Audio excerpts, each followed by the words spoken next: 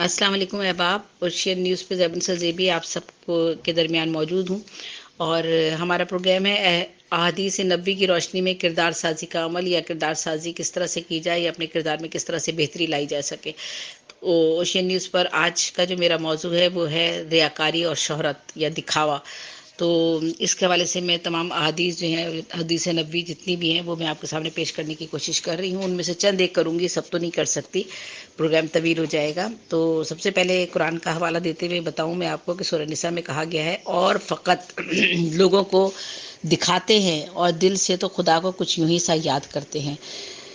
और कहा गया है रियाकारी और शोहरत के बारे में, हदीस है, क़यामत के दिन रियाकार को पुकारा जाएगा, ए फासिक, ए हीलागर, ए रियाकार, तेरा अमल तबाह हुआ, तेरा अजर ज़ाया हो गया, लिहाजा जाओ जाकर उन लोगों से अजर तलब करो जिनके लिए तुम अमाल बजा लाए थे। देखिएगा कितना कितना सख्त अल्फाज इस्तेमाल किए गए हैं कि रियाकार के लिए क्या क्या लफ्ज़ इस्तेमाल किए गए हैं। क़यामत के दिन रियाकार को पुकारा जाएगा, ए फासिक, ए हीलागर, ए रियाकार, हीलागर बहाने बनाने वाला, ए हीलागर, ए रियाकार, तेरा अमल तबाह हुआ, तेरा अजर ज़ाया हुआ, लिहाजा जाओ जाकर उन लोगों से अजर तलब करो जिनके लिए तो अमाल बजा लाए थे। फिर कहा गया, खुदावंद आलम अपने किसी अमल को कबूल नहीं, ऐसे किसी अमल को कबूल नहीं करेगा जिसमें ज़र्रा बराबर भी रिया शामिल हो। रिया क्या मतलब है कि आप जो है उसमें मुनाफ़क़त आपके आपके अंदर हो, आप दिखावे के लिए कुछ और कर रहे हैं और अमली तौर पर आप अंदर से आपकी नीयत कुछ और है। तो फिर कहा गया हदीस नबी में कि फ़रिश्ता बड़ी खुशी के साथ किसी बंदे के अमाल को लेकर ऊपर जाता है, क्योंकि वो सब नेकियां होती हैं, मगर उन्हें देखकर खुदावंद आलम कहता है, इन अमलों को यानी इन अमाल को जहन्नम की एक वादी में डाल दो, क्योंकि ये अमाल वो शख्स मेरे लिए नहीं बजा लाया था। अल्लाह अकबर, अल्लाह अकबर। ये देखिएगा कि कितनी हम बहुत छोटी छोटी सी बातें होती हैं, बहुत मामूली बातें होती हैं जिनको हम लोग अहमियत नहीं देते हैं, और जिसकी वजह से हमें जो है वो हमें अंदाज़ा भी नहीं होता। हम समझ रहे होते हैं कि हमने बहुत से नेक और अच्छे काम किए हैं, इबादत की है और शायद अब हम जन्नत के हकदार हो गए, लेकिन ऐसा नहीं होता। और होता यह है कि बताया गया कि एक हदीस है कि जब फ़रिश्ता बड़ी खुशी के साथ किसी बंदे के अमाल लेकर ऊपर जाएगा, और वो सब की सब उसकी नेकियां होंगी, सब उसने अच्छे काम किए होंगे, नेक काम किए होंगे, इबादत भी की होंगी, लोगों के वो काम भी आया होगा, लेकिन उसको जब लेकर अल्लाह ताला के हुजूर पेश होगा वो फ़रिश्ता, तो अल्लाह ताला कहेंगे, खुदावंद आलम कहेंगे कि इस शख्स के सारे अमाल जो है वो जहन्नुम की वादी में डाल दो, क्योंकि ये अमाल वो शख्स मेरे लिए नहीं बजा लाया, बल्कि उसने अपनी शोहरत के लिए, अपनी रियाकारी के लिए, दिखावे के लिए, दुनियादारी के लिए उसने ये अमाल किए थे, मेरे लिए नहीं किए थे। देख लीजिए हमारे यहाँ क्या सूरत हाल है कि हम किस तरह से अगर किसी की भलाई के लिए, किसी के फलाह के लिए कोई काम करते हैं तो उसके अंदर तस्वीरें बनवाई जाती हैं, लोगों को दिखाया जाता है, बताया जाता है, जबकि यहाँ तक कहा गया है कि अगर आप किसी की मदद करो तो एक हाथ को दो तो दूसरे हाथ को खबर तक ना हो। तो इसके बाद रियाकारी के हवाले से कहा गया कि जो दुनिया में शोहरत का लिबास पहनेगा, खुदावंद आलम उसे ज़िल्लत का लिबास पहनाएगा। यानी हम अगर शोहरत, हम हमारे अंदर कितनी ये चाहत होती है, हसरत होती है। पहले तो हम दौलत के पीछे भागते हैं, शोहरत के पीछे भागते हैं। दुनिया में चंद एक चीज़ें जिनके पीछे इंसान पागल हुआ है, एक शोहरत है, एक दौलत है। सबसे ज़्यादा अहम चीज़ तो यही है जिसके पीछे लोग भाग रहे होते हैं, और शोहरत के लिए क्या क्या कुछ नहीं कर रहे हैं।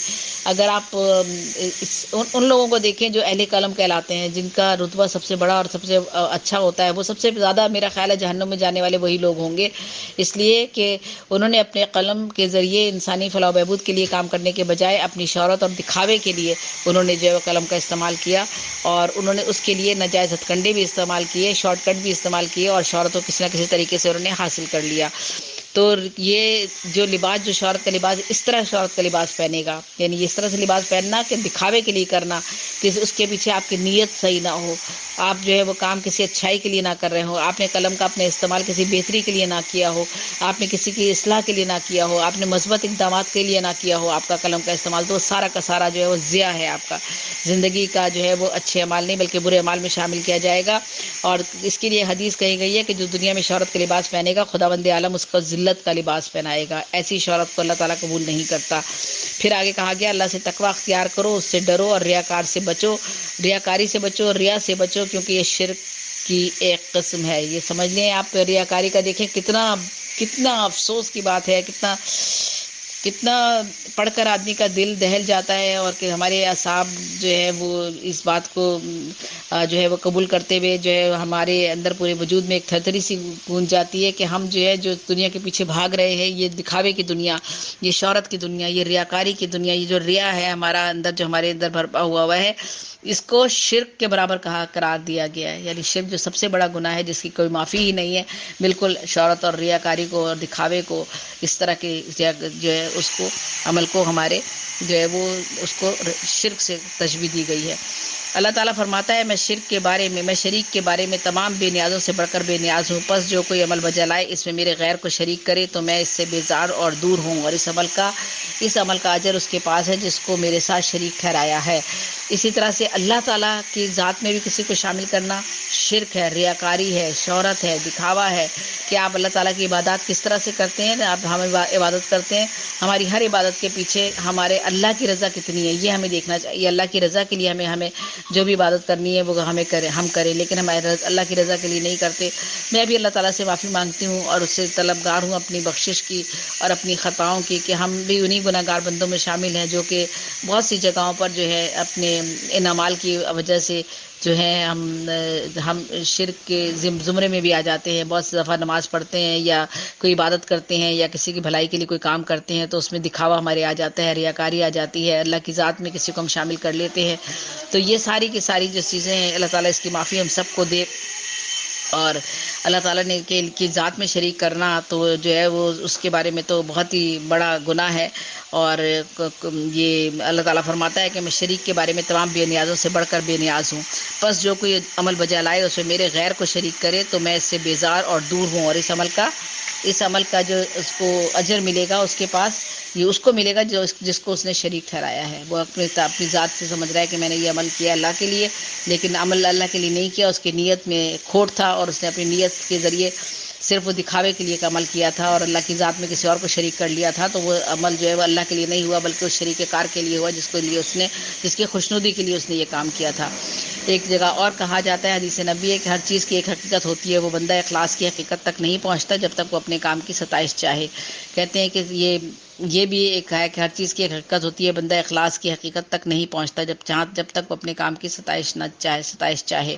تو دیکھیں، ستائش جو ہے وہ ہر آدمی جو ہے وہ چاہتا ہے کہ اس کی جو ہے وہ حوصلہ افزائی ہو، اس کی ستائش کی جائے، لیکن اس کا مقصد ہرگز یہ نہیں ہوتا کہ آپ جو ہے وہ ایسے ہتھ کنڈے استعمال کریں، ایسی چیزیں استعمال کریں جن کی وجہ سے آپ لوگوں میں نمایاں ہو جائے. ان سب چیزوں سے دور ہو کر آپ نے صرف اللہ کی خوشنودی کے لیے اگر آپ کام کریں گے تو اللہ تعالیٰ شہرت، دولت اور دنیا بھر کی نعمتیں آپ کے قدموں میں ڈھیر کر دے گا. اور جب وہ ڈھیر کر دے گا تو آپ سمجھ لیجیے اللہ تعالیٰ آپ کی رضا سے راضی ہے. تو بے شک مجھے تمہارے بارے میں سب سے زیادہ خوف شرک اصغر کا ہے. پوچھا گیا، یا رسول اللہ شرک اصغر کیا ہے؟ فرمایا، ریا اور دکھاوا. یعنی جو شرک اصغر کیا ہے، اس کو شرک قرار دیا گیا ہے. کس کو؟ ریا کو اور دکھاوے کو. جو ہم دکھاوا اور جو شہرت کے پیچھے ہم بھاگ رہے ہیں، یہ شرک اصغر کہلاتی ہے. یعنی یہ خوف سب سے زیادہ اس کا ہے. بے شک مجھے تمہارے بارے میں سب سے زیادہ خوف شرک اصغر کا ہے. پوچھا گیا، رسول اللہ شرک اصغر کیا ہے؟